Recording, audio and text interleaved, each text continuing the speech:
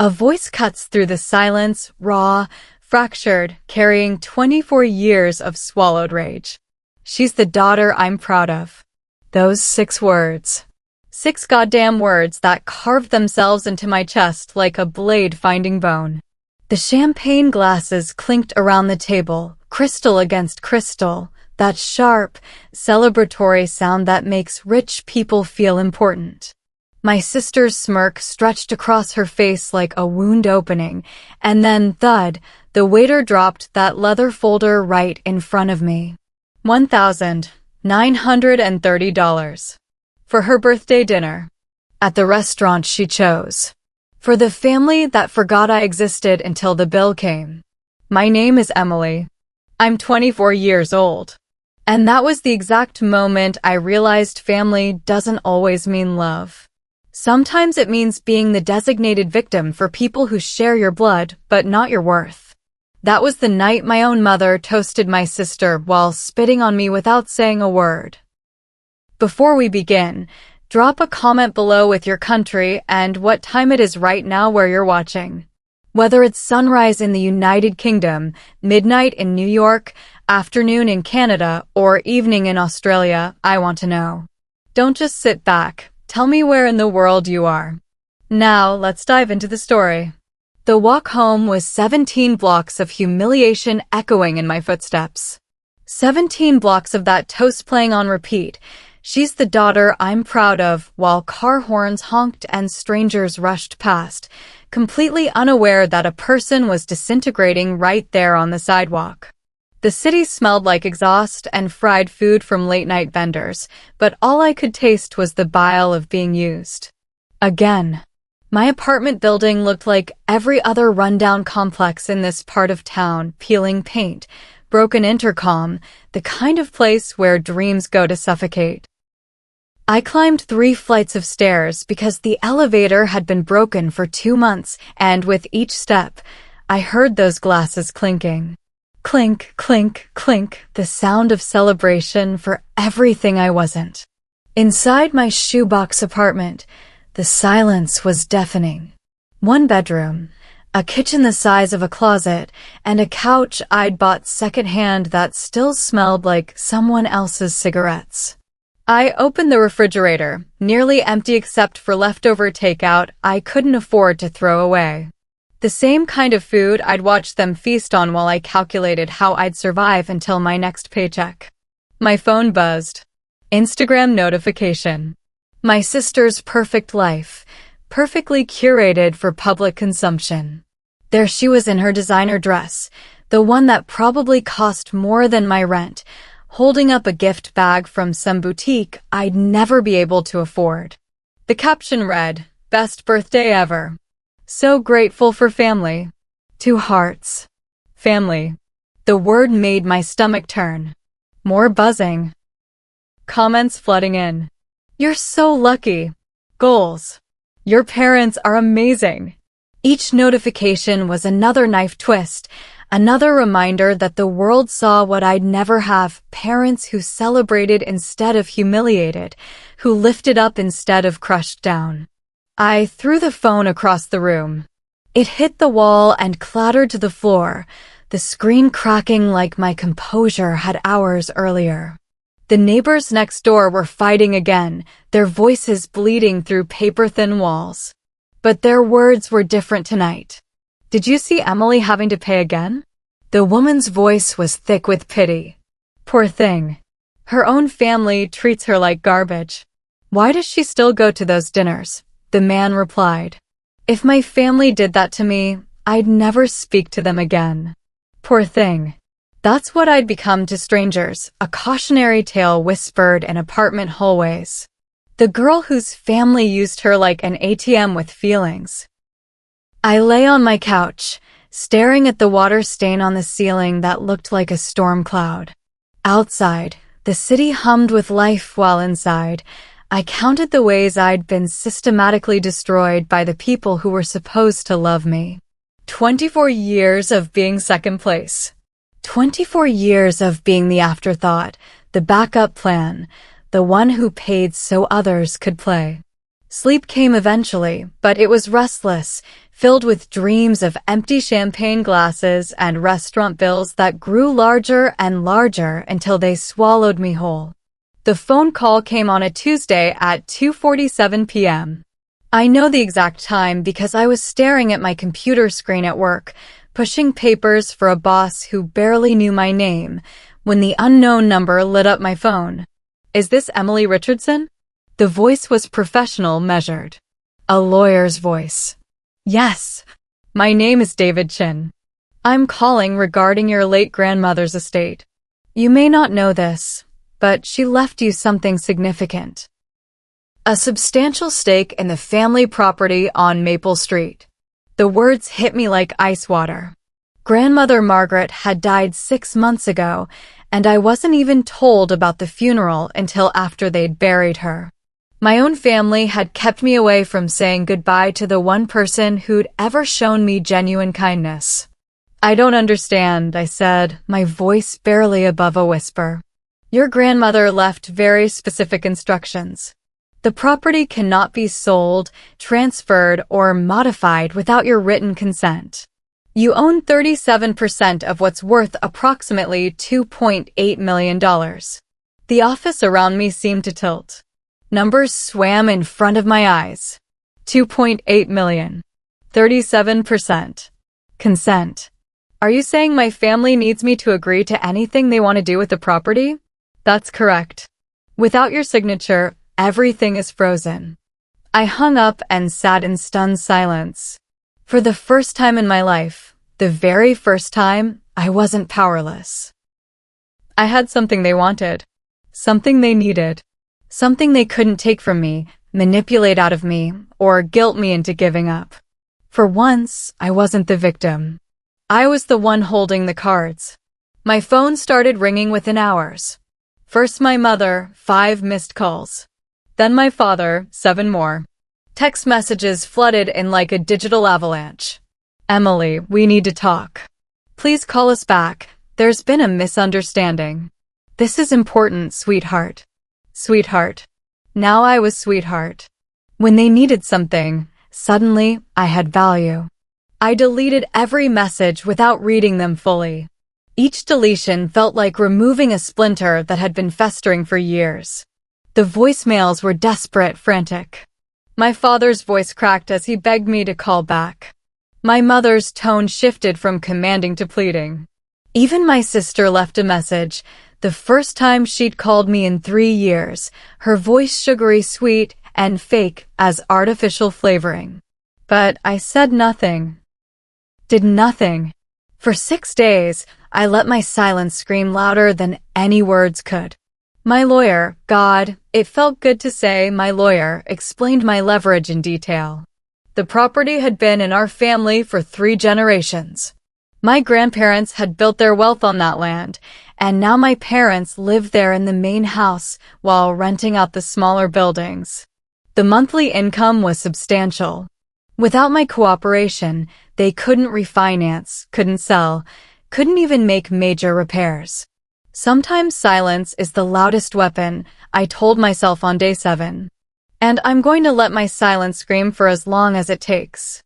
If you're watching this and you're thinking, I'd have already given in, then maybe you don't know what it's like to be treated like trash by your own parents. Hit subscribe if you've ever had to fight for the respect you deserve, or drop a comment and explain why you wouldn't. On day 8, the invitation came.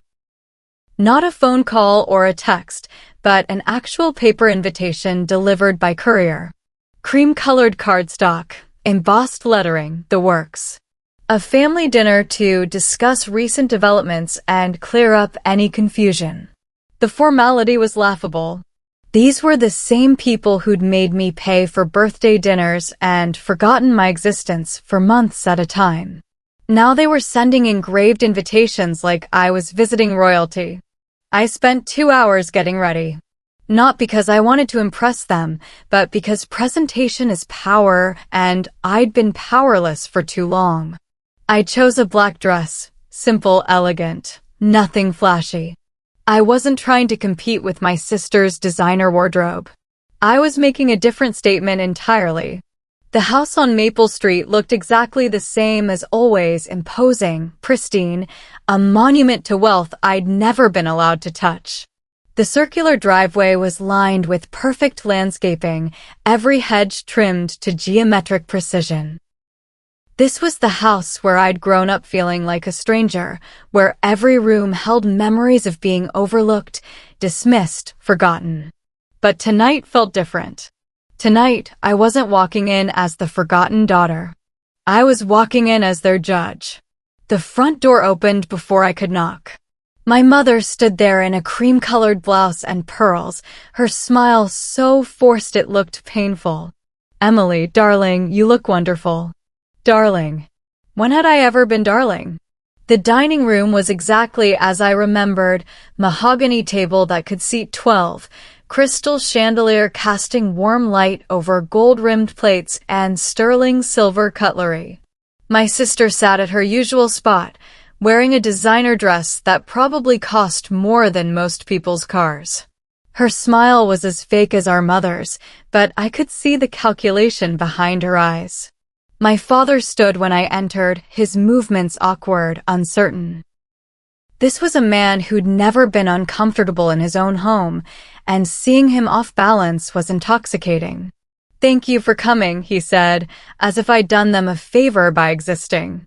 Dinner was served, prime rib, roasted vegetables, wine that cost more per bottle than I made in a week. The same excessive display of wealth they'd always flaunted while making me pay for their celebrations. But now I sat among it all with the knowledge that I could bring it crashing down with a simple refusal to sign a piece of paper. The small talk was excruciating. Weather, current events, anything except the real reason we were all there. My sister complimented my dress, the first kind word she'd spoken to me in years. My mother asked about my job, something she'd never shown interest in before.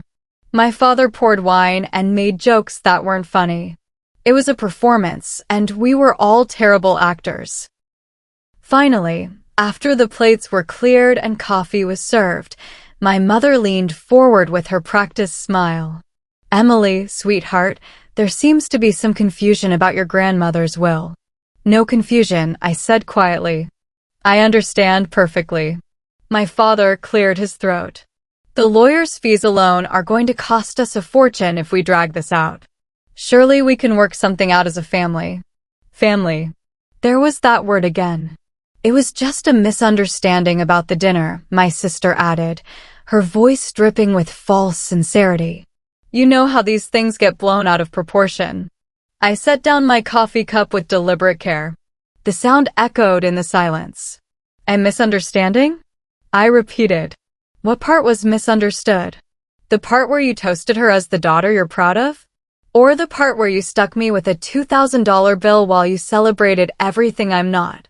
The temperature in the room seemed to drop 10 degrees. "Don't be so dramatic," my sister said, her mask slipping slightly. "You always take things too seriously." Dramatic. I tasted the word like poison. Is that what you call 24 years of being treated like I don't exist? Dramatic? My mother's voice took on that patronizing tone I remembered from childhood. "Emily, honey, families tease each other. It's what we do. You're being too sensitive." "No." The word came out harder than I'd intended. "You used me. Again. And this time, you'll pay for it." The silence that followed was deafening. 3 faces stared at me with varying degrees of shock, anger, and fear.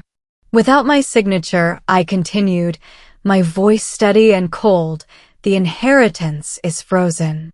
The property can't be touched. Your monthly rental income stops.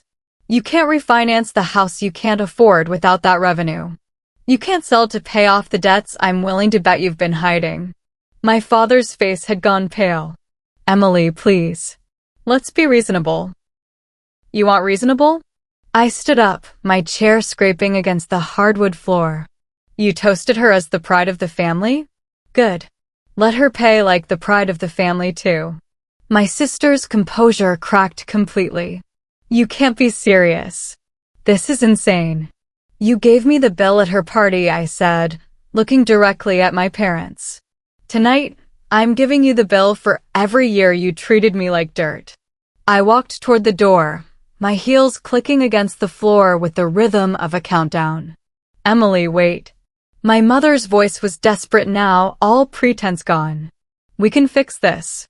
We can make it right." I paused at the threshold and turned back one last time. 3 people who'd spent my entire life making me feel worthless now sat in ruins, finally understanding what powerlessness felt like. "Goodbye," I said, and walked out into the night air that had never tasted so sweet. The fallout was swift and devastating.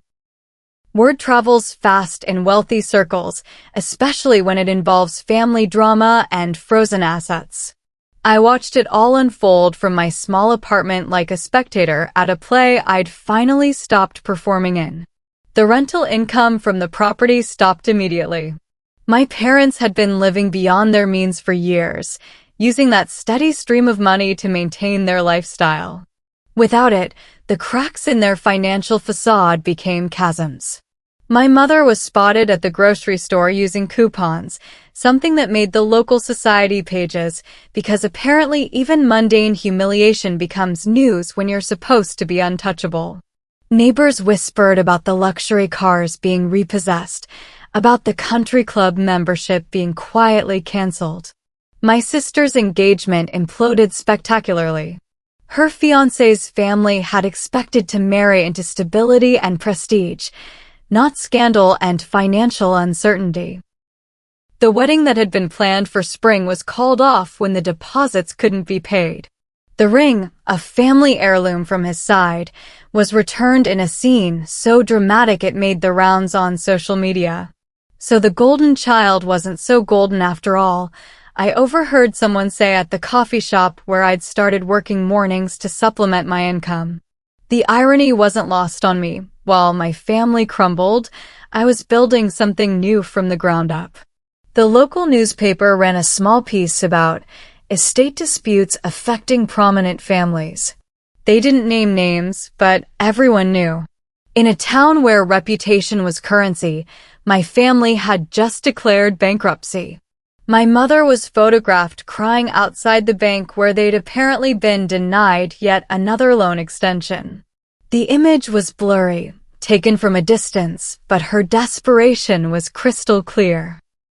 For a woman who'd spent her life cultivating an image of perfection, being seen in such a vulnerable state was the ultimate degradation. Would you have walked away like I did, or would you have destroyed them even further? Subscribe if you believe walking away is the strongest revenge, or comment if you think I should have gone further. The courthouse smelled like floor wax and broken dreams. I sat in the gallery, watching as our lawyer, really presented the case with clinical precision. The inheritance documents were ironclad. Grandmother Margaret had been very specific about her intentions, and her will left no room for interpretation. My family's attorney, a tired-looking man who kept checking his watch, tried various angles. He argued for family unity, for the deceased's true intentions, for the impracticality of divided ownership. Each argument fell flat against the rock-solid legal foundation my grandmother had constructed. I barely spoke throughout the proceedings. I didn't need to. The law spoke for me, and it spoke loudly enough to fill the courtroom with uncomfortable truths about favoritism, manipulation, and consequences. The judge was a woman in her 60s with sharp eyes and no patience for family drama disguised as legal disputes. She reviewed the documents, listened to the arguments, and rendered her decision with the finality of a door slamming shut. The will is valid and binding. Ms. Richardson retains full control over her inherited portion of the property. The court sees no grounds for modification or contestation.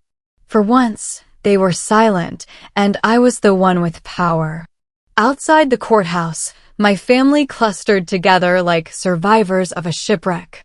My mother's eyes were red-rimmed, my father looked like he'd aged 10 years in 10 weeks, and my sister stared at me with naked hatred that was almost refreshing in its honesty. They didn't approach me. They didn't try to negotiate or threaten or manipulate. They finally understood that I was beyond their reach, that the little girl they'd spent years conditioning to accept scraps had grown into a woman who could walk away from the whole feast. I climbed into my used Honda and drove away from the courthouse, from them, from the life that had never really been mine anyway. The city at sunrise was a different creature than the city at night. Softer somehow, full of possibility instead of regret. I walked through downtown as vendors set up their stands and office workers hurried past with coffee cups and purposeful strides. The air smelled like fresh bread from the bakery on 3rd Street and car exhaust and that indefinable scent of morning hope. 6 months had passed since the courthouse. 6 months of silence from the family that had once demanded so much of my attention, my money, my self-respect. The quiet was unsettling at first. I'd been so conditioned to crisis, to drama, to emotional manipulation that peace felt foreign. But I learned to love the silence. I learned to love the mornings when my phone didn't buzz with demands or guilt trips. I learned to love grocery shopping without calculating whether I could afford both food and gas. I learned to love the small apartment that was mine, truly mine, without owing anything to anyone. The property settlement had eventually been resolved. I'd agreed to sell my portion back to my parents at fair market value with interest paid in installments that would take them years to complete. It wasn't revenge, exactly. It was justice. It was the bill for 24 years of emotional debt finally coming due. I used the money to go back to school, to study something I actually cared about instead of just taking whatever job would pay the bills. I bought a car that didn't break down every other week. I moved to a 1-bedroom apartment with actual sunlight and a kitchen where I could cook meals instead of surviving on takeout. Small victories, maybe, but they were mine. My phone buzzed as I sat in the park, watching the sun climb higher into a cloudless sky. A text from an unknown number, but I recognized the writing style immediately. I still love you, sis. Can we talk? My sister, trying one last manipulation. The same sister who'd smirked when our mother humiliated me, who'd sat silent while I was used and discarded, who'd called me dramatic for having feelings about being treated like garbage. I stared at the message for a long moment, finger hovering over the reply button. I could have written back.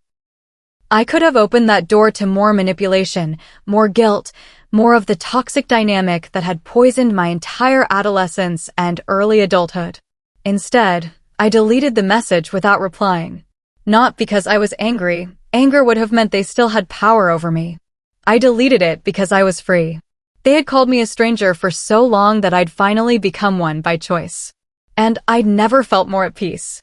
Let me tell you about the birthdays they forgot.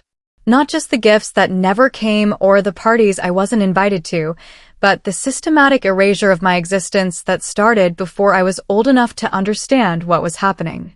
When I turned 7, my sister got a bicycle with pink streamers and a bell that rang like music. I got a book from the clearance rack at the grocery store. When I turned 10, she got a party with 20 friends, a bounce house, and a cake shaped like a castle. I got dinner at home with leftover pizza. When I turned 16, the birthday that's supposed to matter, the one that marks becoming almost adult, she got a car. An actual car with a red bow on top like something from a commercial. I got a gift card to Target for $50. The pattern was so consistent it became normal. She was celebrated, I was tolerated. She was invested in, I was maintained. She was the daughter they bragged about to neighbors and friends, I was the one they forgot to mention. But it wasn't just the birthdays. It was every school play where they sat in the front row cheering for her solo and left before my scene. It was every parent-teacher conference where they beamed with pride over her honor roll achievements and frowned with disappointment over my perfectly acceptable B+ average. It was every family photo where she stood between them, radiant and confident, while I hovered at the edge of the frame like an afterthought. I learned to expect nothing, which should have made the disappointments easier. But expecting nothing and receiving nothing are different kinds of pain. One is preparation, the other is confirmation that you matter so little that even the smallest gesture of love is too much to ask for. The confidence damage was surgical in its precision. Every achievement I managed despite their indifference was met with faint praise followed immediately by comparison to my sister's superior accomplishments. "That's nice, dear, but did you know your sister made the dean's list again? Congratulations on the job, but it's not quite as prestigious as where your sister works, is it?" I learned to shrink myself to fit their expectations. I learned to apologize for taking up space, for having needs, for existing in a way that required attention or resources. I learned that love was conditional and rare, that I had to earn every scrap of affection through service and sacrifice. But I also learned to survive in silence. I learned to find validation in my own accomplishments, to celebrate my own victories in the privacy of my thoughts. I learned that being overlooked could be a kind of freedom. When they didn't notice you, they couldn't control you as completely. The night job at the diner taught me more about family than 24 years of blood relations ever had. Rosa, the night manager, remembered my birthday and bought a cupcake from the case that was supposed to go to waste. Marcus, the cook, gave me his jacket when the heat broke and we had to work in 40-degree weather. Jenny, the other waitress, listened to me talk about my family situation without judgment or advice, just presence and understanding. These strangers became the support system my actual family had never been. They showed up when I was sick, they covered my shifts when I had emergencies, they celebrated my small victories with the kind of genuine enthusiasm I'd never experienced at home. It was through them that I learned what normal looked like. Normal was people being happy for your success instead of threatened by it. Normal was conflict resolution through conversation instead of silent punishment. Normal was love given freely instead of rationed out based on performance and compliance. The journaling started as a requirement for the therapy I finally had the courage to seek. "Write down your thoughts," the therapist said. "Don't edit them. Don't make them pretty, just let them exist on the page." The first entries were pure rage. Pages and pages of fury at the unfairness, at the systematic demolition of my self-worth, at the years I'd wasted trying to earn love from people who were fundamentally incapable of giving it. The anger felt dangerous and overwhelming, like it might burn through my chest and consume everything around me. But as weeks passed, the rage transformed into something else. Understanding, maybe. Or acceptance. I began to see the patterns not just in how they treated me, but in how they treated each other. The favoritism that elevated my sister also imprisoned her in expectations she couldn't possibly maintain forever. The wealth that gave them power also trapped them in a lifestyle they couldn't afford without constant stress and manipulation. They were broken people creating broken dynamics because it was all they knew how to do. Understanding this didn't excuse their behavior, but it freed me from the need to keep trying to fix something that was never about me in the first place. The healing wasn't linear. Some days I woke up feeling strong and independent, ready to build a life entirely separate from their toxicity. Other days I caught myself reaching for my phone to call my mother, muscle memory from 24 years of trying to bridge an unbridgeable gap. But each day of silence made me stronger. Each day of not being manipulated or guilt-tripped or used as an emotional dumping ground was proof that I could survive without them. More than survive, I could thrive. The final text from my sister wasn't just an attempt at reconciliation. It was a last-ditch effort to restore the old dynamic where my forgiveness could be taken for granted, where my boundaries could be bulldozed with the right combination of false sweetness and manufactured urgency. "I still love you, sis. Can we talk?" 6 words meant to undo months of hard-won peace. 6 words designed to reopen wounds that were finally starting to heal. 6 words that would have worked on the old Emily, the one who confused being needed with being loved. But I wasn't that person anymore. I had learned the difference between love and manipulation, between family and people who happened to share my DNA. I had learned that walking away from toxicity wasn't giving up, it was finally choosing myself. The delete button felt like the final signature on my Declaration of Independence. No explanation needed, no justification required. Just the clean, simple act of refusing to participate in my own destruction. If you can watch this and not subscribe, at least be honest in the comments. Why would you turn away from a story of justice when it's right in front of you? I keep that last text saved in my deleted messages folder sometimes, just to remind myself of how far I've come. Not because I want to remember the pain, but because I want to remember the choice. The moment when I finally said no to people who had trained me to say yes to my own mistreatment. That choice rippled through every aspect of my life. I started saying no to overtime that wouldn't be compensated fairly. I started saying no to friends who only called when they needed something. I started saying no to romantic relationships that felt like auditions for worthiness instead of partnerships between equals. Most importantly, I started saying yes to things that brought me joy instead of just obligation. Yes to the painting class I'd always wanted to take. Yes to the weekend trips that weren't in my budget but fed my soul. Yes to friendships based on mutual respect instead of one-sided service. The woman who walks through the city at sunrise now bears little resemblance to the girl who sat humiliated at that birthday dinner. She carries herself differently, not with the careful invisibility I'd perfected, but with the quiet confidence of someone who knows her own worth. She speaks differently too, without the constant apologizing and self-deprecation that had become my default mode. She's not bitter, this woman I've become. Bitterness would mean they still had the power to poison my present with their past actions. Instead, she's selective. Careful about who gets access to her time, her energy, her heart. She's learned that not everyone deserves forgiveness, and that's okay. The family who raised me will go on existing without me, probably creating new dynamics of favoritism and manipulation with whatever relationships they have left. My sister will find new people to use as emotional support systems and financial backups. My parents will continue believing that love can be rationed and controlled and withheld as punishment. But none of that is my responsibility anymore. I am not required to set myself on fire to keep them warm. I am not obligated to accept crumbs and call it a feast.